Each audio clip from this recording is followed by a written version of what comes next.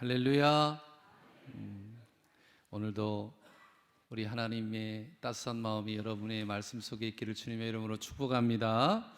우리 기도하겠습니다. 기대를 가지시고 우리 기도합니다. 하나님, 우리 마음을 엽니다.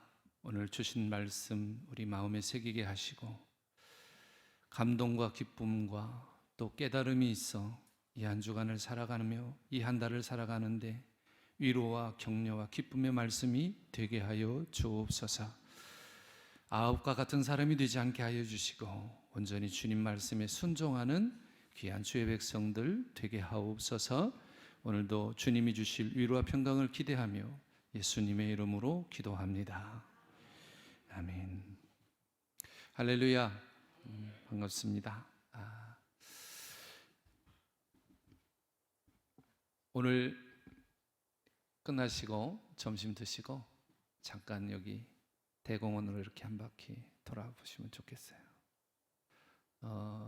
제가 어제 우리 일부에도 똑같은 말씀을 드렸는데 대공원을 이렇게 제가 이렇게 거의 매일 돌거든요. 아침에 이렇게 한 40분 정도 호수를 이렇게 돌게 되고, 그럼 참 많은 분들의 다양한 분들이 옵니다. 사진을 찍으시는 분들이 가장 많기는 한데, 제가 이 대공원의 지금 가을의 그 풍광을 보면서 느끼는 감정이 두 가지가 있는데, 하나는 뭐냐면 쓸쓸하다. 쓸쓸하다. 그 진녹색이었던 푸르렀던 나무들이 이제는 다 떨어지죠. 그런데 여러분, 낙엽이 자연적으로 떨어지는 것으로 여러분 생각하시나요? 그렇지 않습니다. 나무가 뿌리가 있습니다. 그래서 이 겨울을 지내기 위해서 나무 자체가 그 잎사귀에 있는 수분을 다 빨아들입니다. 그래서 뿌리에 저장합니다. 그리고 다 남아있는 그 나뭇잎들이 색깔이 변하게 되고 떨어지는 거예요. 이게 그 본인 스스로 자신의 생명을 지키기 위해 나무가 결정하는 결정이라 할 수 있습니다.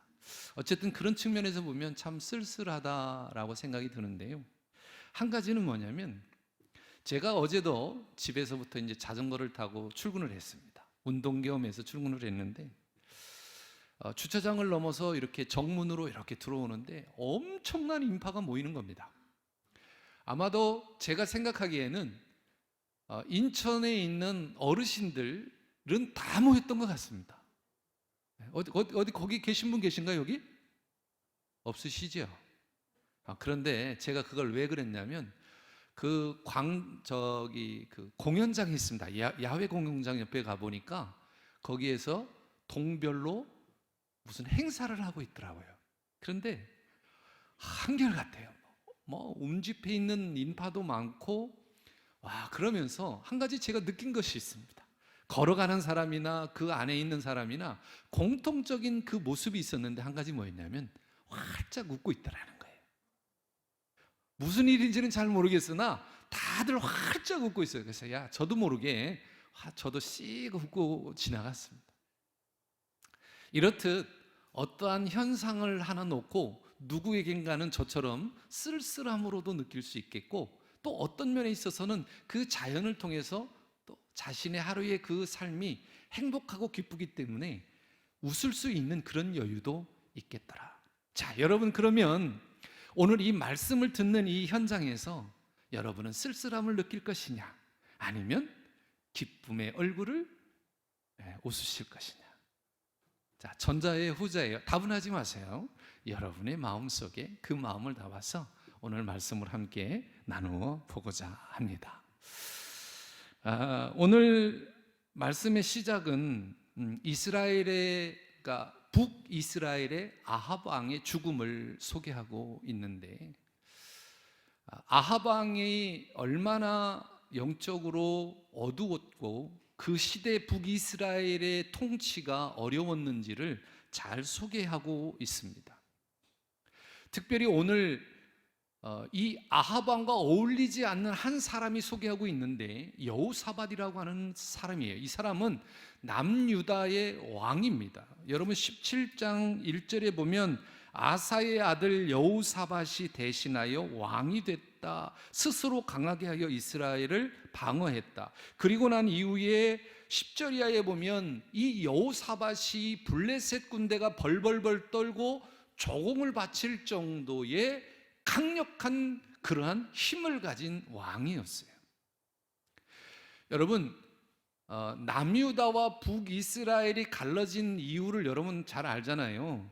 여로보암과 르호보암, 솔로몬 왕 이후에 르호보암의 왕의 계통이 이어져야 되는데 불만을 품은 사람들이 거기에 자기의 실력을 행사하기 위해서 어떤 이권을 챙기기 위해서 그 실력 행사를 나누게 되는데 그때 이제 남유다와 북이스라엘이 갈리게 됩니다.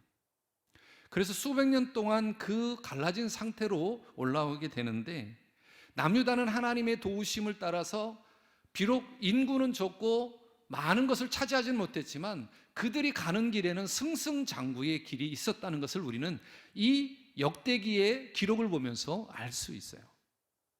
북이스라엘은 어떻습니까? 북이스라엘도 계속해서 성장해 나가고 있습니다. 그런데 남유다와 북이스라엘의 이 같지 않은 점이 뭐였냐면, 서로 틀린 점이 뭐였냐면, 남유다는 여호와를 따랐고 북이스라엘은 자기 옳은 대로, 즉 이방의 주변에 많은 우상들을 섬기며 살았던 그래서 하나님의 늘 심판의 대상이 되었던 그러한 왕국이 북이스라엘이에요. 특별히 북이스라엘의 그 역대 속에서 가장 악랄하고 영적으로 가장 침체되어져 있던 시대가 언제였냐면 아합의 시대였습니다. 그 안에 이세벨은 바알의 우상을 자신의 몸으로 드리기 위해서 섬겼던 여인이 바로 이 아합의 시대의 여인이었다 할 수 있습니다.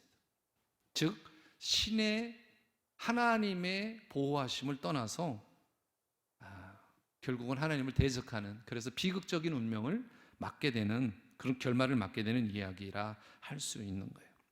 근데 여러분, 오늘 본문을 보면 19장에 보면 이 여호사밧이라고 하는 사람이 실수를 하게 되는데, 아합이라고 하는 사실은 적대적인 관계, 하나님의 입장에서는 서로 합치지 않아야 되는 이 다윗의 계통을 이어받은 여호사밧이 아합과 사돈지간이 된, 이렇게 결계가 맞아지는, 서로 맞아지는 그러한 관계로 되어집니다.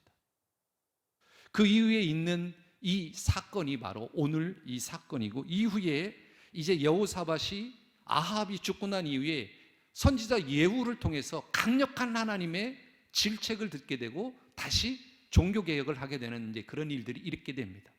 그 과정 속에 오늘 여호사밧과 남유다와 북이스라엘이 하나가 되어져서 아람 군대를 맞이해서 전쟁을 하는 장면이 오늘 장면인데, 오늘 장면에서 보는 것은 여러분이 너무나도 많이 알고 있고 잘 알고 있는 내용이에요. 그런데 오늘 우리가 보려고 하는 이 내용 중에 하나는 뭐냐면, 우연인 것처럼 보여졌던 일이 하나님의 계획이었구나라고 하는 사실을 오늘 본문은 이 본문을 통해서 오늘 우리는 알아보고자 하는 겁니다. 자, 말씀드렸듯이 아합 왕의 통치 시기는 바알 숭배가 활발하게 이루어졌던 시기예요. 그와 그의 아내 이세벨은 바알 신에게 헌신하기로 작정했던 그러한 사람들입니다. 이로 인해서 유대교의 전통적인 여호와 신앙과 바알 신앙이 딱 충돌이 일어나게 됐고, 또 이스라엘 역사 중에서 가장 중요한 사건 중에 하나가 이 사건으로 소개가 되고 있고 이어져 왔다는 것을 알 수 있습니다. 아합의 통치가 얼마나 잔인하고 악랄했냐면, 하나님의 통치를 반대하는 것에 서 있었고, 거기서 더 나아가서 우상을 섬기는, 10계명의 1, 2, 3계명을 완전히 하나님의 명령을 어겨버리는 그러한 방향을 따라서 가게 됐다라는 겁니다. 결국은 어떻게 됩니까? 오늘 결국은 그 이야기가 오늘 본문에 소개되고 있습니다.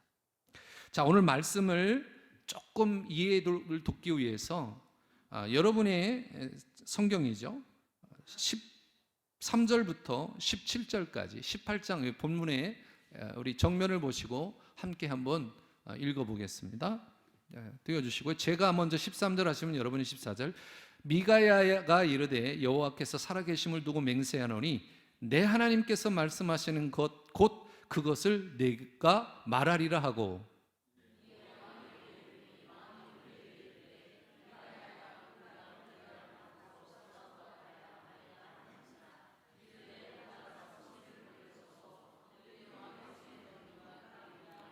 왕이 그에게 이르되 여호와의 이름으로 진실한 것 이외에는 아무것도 말하지 말라고 내가 몇 번이나 내게 맹세하게 하여야 하겠느냐 하니,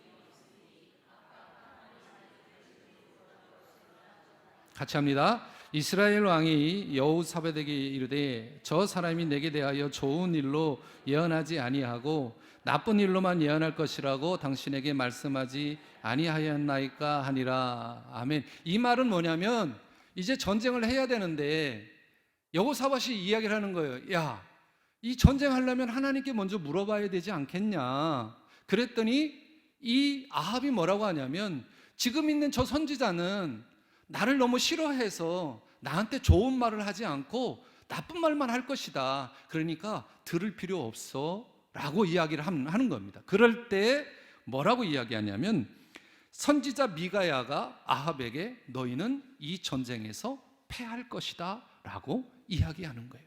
그리고 나서 그 결과가 오늘 우리가 읽고 있는 본문에 그대로 소개내고 있고 또 우리들에게 확실하게 보여주고 있습니다.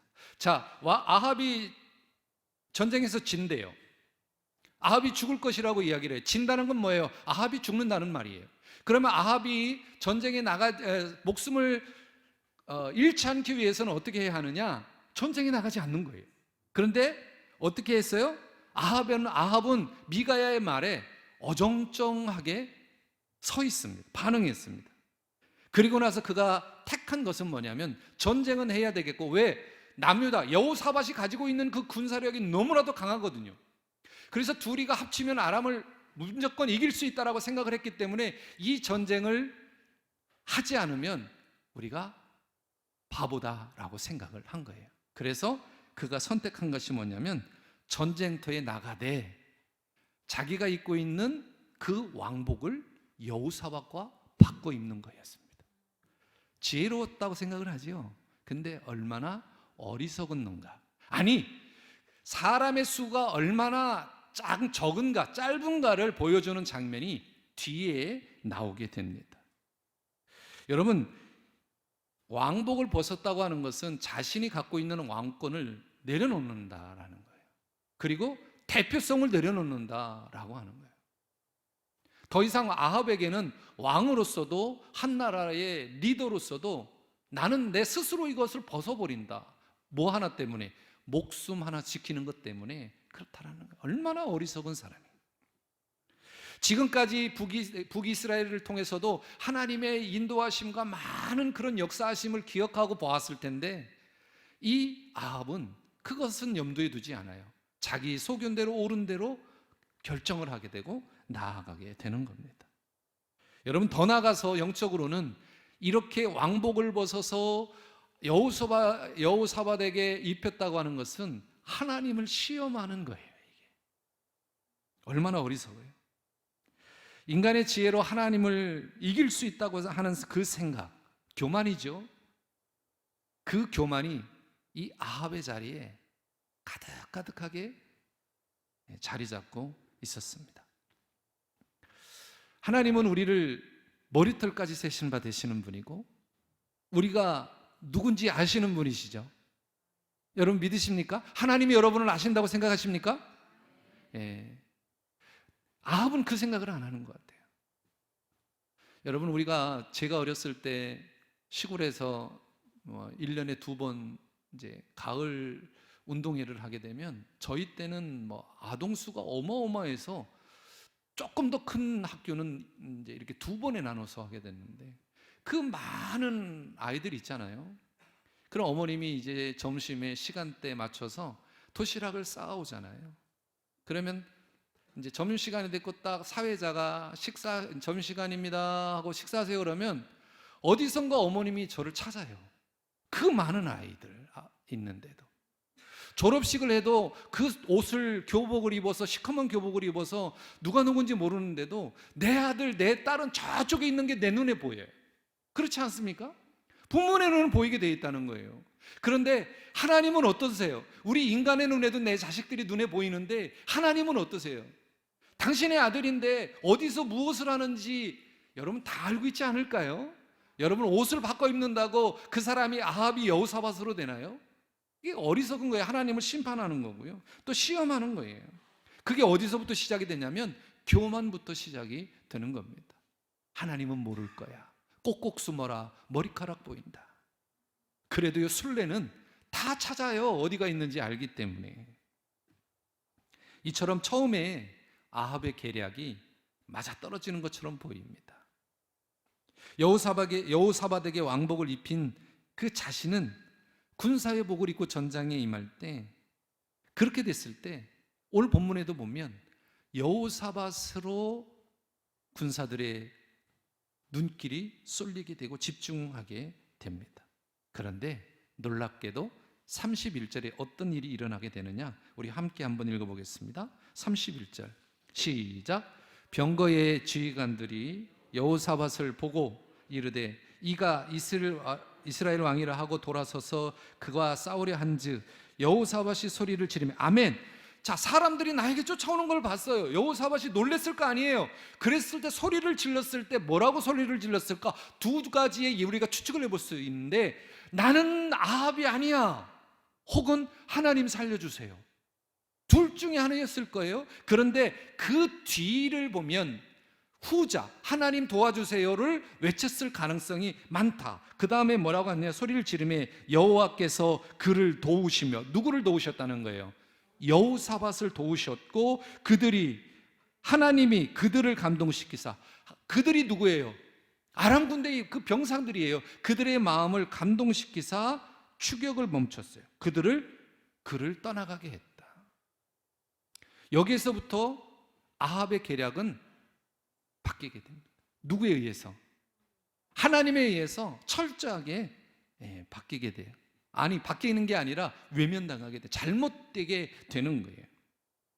여러분, 병사들의 마음을 바꾸신 것은 누구세요? 하나님이에요. 그러면 아합의 생명을 지키고 붙들고 있다는 것은 자명한 일이에요. 누가? 하나님이 지키신다는 거예요. 그런데 우리는 어리석게도 그것을 인정하지 않으려고 해요. 아이고, 하나님 내 일에 좀 끼지 말아주세요. 그냥 옆에 계시고 내가 잘하면 잘한다 이렇게 칭찬만 해주시면 되지, 왜 이렇게 사사건건 나한테 오셔서 하라 마라 힘들게 하십니까? 라고 여러분 하지 않으세요? 미진 그렇다는 거예요. 영적으로 교만해지면은요, 하나님의 말씀은 더 이상 하나님의 말씀으로 다가오지 않는 겁니다. 여러분, 하나님을 속일 수 있다고 생각하는 그 생각을 가진 여러분 있으시면 이 시간 생각을 바꾸시길 바랍니다. 왜요? 말씀드렸잖아요. 우리 하나님은 이 당신의 형상으로 지은 모든 백성은 어디에서 무엇을 하든 다 알고 찾아가시죠. 좀 쉬운 예로 말씀드릴까요? 여러분이 하나님 앞에 부끄러운 죄를 지었어요.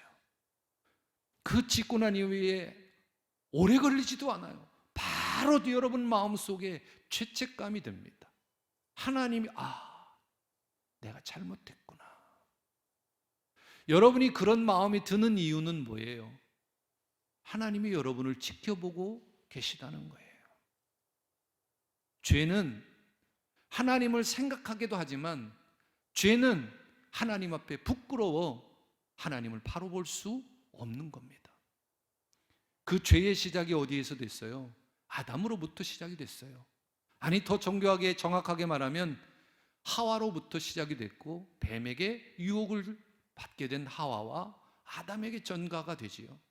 그런데 아담이 뭐라고 이야기합니까? 숨어 있는 아담에게 하나님이 이야기하죠. 어디 있는지를 뻔히 알면서도 하나님은 이렇게 묻습니다. 야, 아담아, 너 지금 어디 있냐? 내가 두렵고 부끄러워서 숨었습니다. 그럼 네가 내가 먹지 말라고 하는 이 과일을 왜 먹었느냐 했더니 뭐라고 이야기하죠? 당신이 내게 준 이 여자가 먹게 했습니다. 벗어날 수 있어요? 거기에서? 벗어날 수 없습니다. 그 결과가 뭐예요? 우리가 예수님을 바라보지 않으면 영원히 죽을 수밖에 없는 존재들로 살아가야 했어요.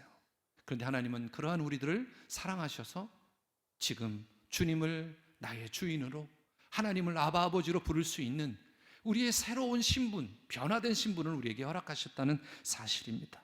여러분, 혹시 세상의 일이나 신앙의 일 가운데 내가 조금 하나님보다 더 낫다고 하는 생각을 갖고 그렇게 생각하려고 하시는 분이 있다면 아예 버리시길 바랍니다. 여러분, 하나님은 아합이 변장했다고 찾아내지 못하는 분이 아니에요. 아니에요. 당신의 아들이기 때문에, 당신이 당신의 형상으로 만드신 아합이기 때문에 특별히 이스라엘의 왕 아닙니까? 선택받은 사람 아니에요? 그런데 옷을 하나 바꿔 입었다고 그가 바뀌나요? 그렇지 않아요. 하나님은 변장한 아합을 심판하시는데 그 방법이 너무나도 놀랍습니다. 33절에 이렇게 시작합니다. 한 사람이 무심코라고 이야기를 합니다. 무심코. 하나님이 변장한 아합을 심판하신 방법은요, 놀랍게도 무심코래요. 무심코. 여러분, 아람 군대는 변장하는 아합을 알아볼 수가 없었겠죠. 여호사밧을 봤더니 그가 아합이 아닌 거예요. 근데 사람들의 눈에는 우리들처럼 부모가 자식을 알아보는 그런 해안이 없어요. 알아보는 눈이 없어요. 다 똑같으니까. 그런데 이 말씀대로라면 한 놈이라도 죽이자 하면서 병사가 활을 들어서 쐈을 거 아니에요. 그 표현을 무심코라고 얘기를 하는 거예요. 그 무심코 활을 쐈을 텐데 그 화살이 어떻게 들어갔냐면 아합이 입은 그 갑옷, 옛날에는 통으로 된 게 아니라 이렇게 기었을 거 아니에요. 그 사이를 뚫고 들어가서 아합을 죽이게 한다. 여러분, 이게 우연치고 너무나도 우연인가요? 여러분 그렇게 생각하십니까? 자, 무심코 쐈어요. 그 쏜 화살이 무심코 아합에게 와서 죽었어요. 자, 우리가 이 사건을, 이 아합의 죽음을 좀 더 깊이 생각한다면 한 병사가 무심코 쏜 화살을 하나님께서 그 궤적을 잡으시고 아합에게 그 궤적을 맞춰서 그것도 이 약간의 틈이 있는 그곳으로 화살촉이 들어가서 아합을 죽게 하셨다라는 겁니다. 여러분, 이것을 우리가 왜 하나님이 하셨다라고 우리가 생각할 수 있냐면 앞서 말씀드렸던 18장 13절 이하의 17절에 보면 미가야가 분명히 너는 죽을 것이다 라고 하나님의 말씀을 전해요. 여러분, 선지자가 뭐예요? 선지자의 직분은 하나님의 말씀을 듣고 자기의 생각을 놓지 않아요. 그러면 그대로 하나님의 말씀을 전하는 사람이 선지자입니다.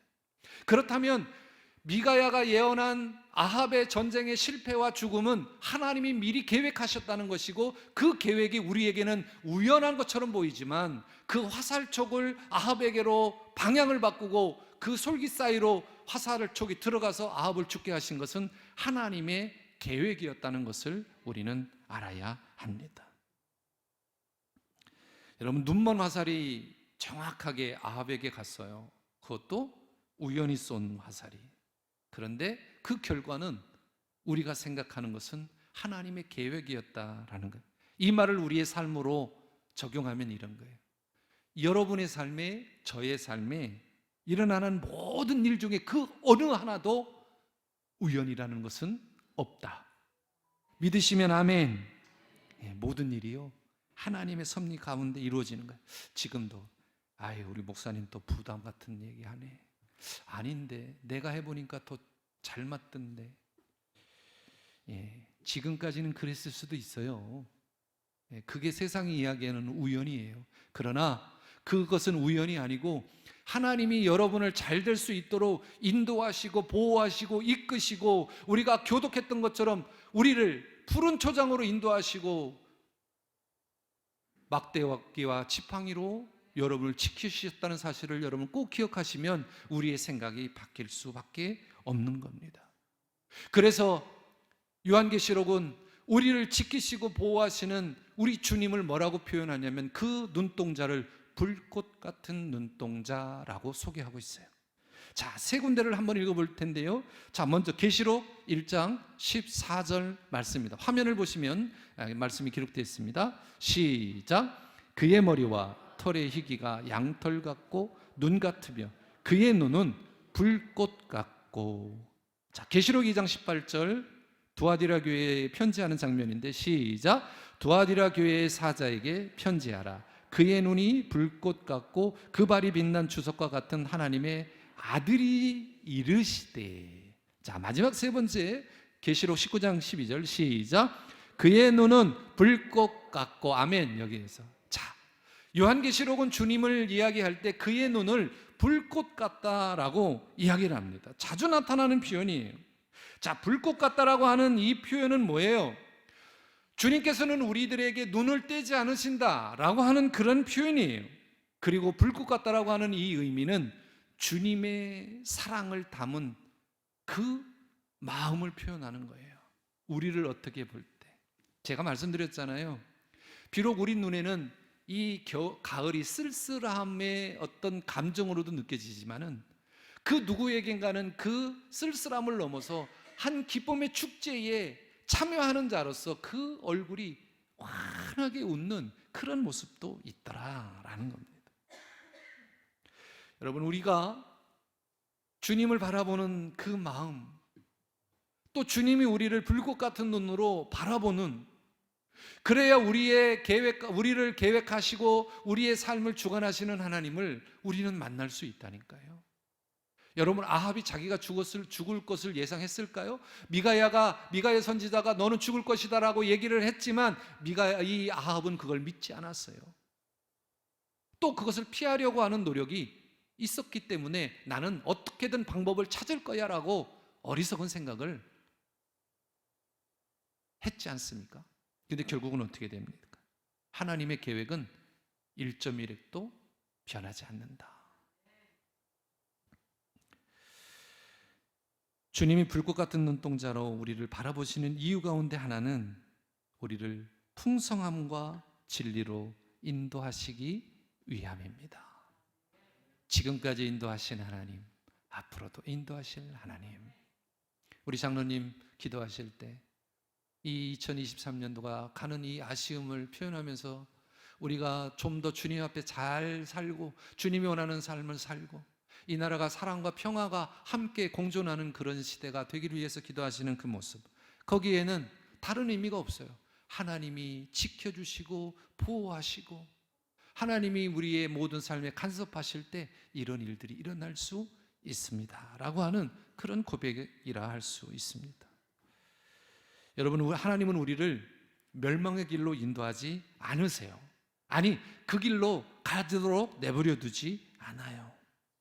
늘 우리를 푸른 풀밭으로 쉴 만한 물가로 인도하셔서 그 물가에서 흐르는 시원한 그 물을 통해서 나무가 자라고 많은 들풀도 자라서 싱싱할 수 있도록 늘 우리를 지키시고 하나님 말씀으로 꼴을 먹여서 우리를 성장하게 하신다라는 것입니다.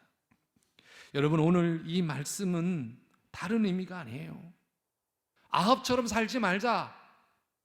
하나님 말씀대로 살아가면, 하나님대로 뜻대로 살아가면 아합처럼 이렇게 되지 않는다 라고 하는 거예요. 여러분, 아합의 이 죽음은요 예견되어져 있는 겁니다. 자, 그렇다면 저와 여러분의 삶은 예견되어 있지 않나요? 저와 여러분도 이 세상에서 삶은요 정해져 있는 거예요. 누가 먼저 가고 나중 가느냐의 문제지, 그럼 그 이유는 어떻게 할 것이냐? 그냥 죽는 것으로 끝나는 그런 삶을 살 것이냐? 아니면 우리가 주님이 재림하셨을 때 신부로서 그를 맞이하며 우리가 꿈꾸는, 우리가 생각하는, 소망을 두는 그 나라에 살아갈 것이냐? 사실은요, 이 결정은 우리의 결정에 달라 있습니다. 아합은 심판의 대상이었어요.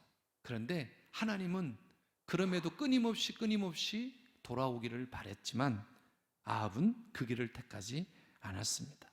그의 말로는 끝이었어요. 하나님의 심판이었습니다. 사랑하는 여러분, 우리의 목자이신 하나님은 그 불꽃 같은 눈으로 우리를 보시고 우리가 어디에 있든지 지키시고 인도하십니다. 그래서 하나님께 모든 걸 맡겨야 해요. 하나님 안에 안식하는 성도들이 되기를 위해 여러분 하나님 말씀대로 살아야 하는 겁니다. 그런데 쉽지만은 않죠.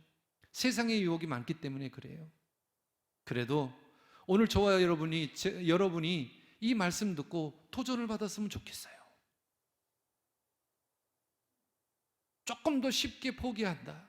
이것은 하나님께 조금 더 맡긴다. 제가 2주 전인가요? 그 말씀드렸잖아요. 하나님께 맡기라, 주님께 맡기라고 하는 말의 의미가 뭐예요?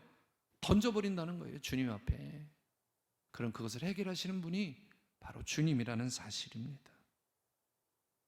하나님 말씀대로 살아가시는 여러분 되시기를 주님의 이름으로 축원합니다. 아합과 같은 인생을 살지 마시고, 비록 하나님 앞에 잘못된 일을 했지만 이 여호사밧이 19장에 보면 하나님 앞에 다시 되돌려서 올바른 신앙의 삶을 살아가는 그러한 막강한 군이 왕으로서 서게 되거든요. 저와 여러분은 어떻습니까? 하나님이 우리에게 주신 이 인생의 삶을 살면서 때론 실수할 때도 있고 하나님을 눈속임하려고 하는 그런 삶도 있어요. 그런데 빨리 하나님 앞에 내려놓아야 합니다. 그럴 때 하나님은 우리를 통해서 더 정교한 계획과 하나님의 계획이 우리 안에 있음을 알게 하시고 그 일을 진행해 나갔다는 사실입니다. 사랑하는 여러분, 하나님께 모든 걸 맡기고 하나님 안에 안식하는 여러분 되시기를 주님의 이름으로 축원합니다. 말씀을 마치겠습니다. 아합 왕은 자신의 지혜와 계획으로 하나님의 지혜와 계획을 무너뜨릴 수 있다는 교만한 생각을 품었어요. 하지만 아합은 미가의 예언대로 전사하고 말았습니다. 그 예언은 아주 작은 확률과 우연으로 성취되었어요. 그런데 여러분, 그 작은 확률과 우연이 하나님이 얼마나 정교하고 확실한 분인가를 알려주는 사건이었습니다. 하나님은 지금도 저와 여러분을 세밀하게 돌아보고 계십니다. 불꽃 같은 눈으로 우리를 바라보고 계시고요, 그 불꽃 같은 눈동자에 사랑을 담아서 오늘도 저와 여러분에게 향해서 바라보고 계신다고 성경은 우리에게 귀한 레마의 말씀으로 주십니다. 사랑하는 여러분, 하나님을 마음껏 사랑하시기를 주님의 이름으로 축원합니다. 그러면 하나님이 기뻐하실 것이고 그 기쁨을 우리들에게 표현하실 거예요. 은혜로, 불꽃 같은 눈동자로. 그래서 얼마 남지 않은 2023년, 새롭게 시작할 2024년도도 하나님이 우리를 지키시고 보호하실 그 기대와 계획, 기획과 계획하심이 있음을 믿고 얼마 남지 않았지만 행복하고 아름다운 시간들 보내시길 주님의 이름으로 축원합니다. 기도하겠습니다. 하나님 감사합니다. 오늘도 주님 바라봅니다. 우리의 믿음이 단단해지게 하여 주시고 바로 서게 하여 주옵소서. 예수님의 이름으로 기도합니다. 아멘.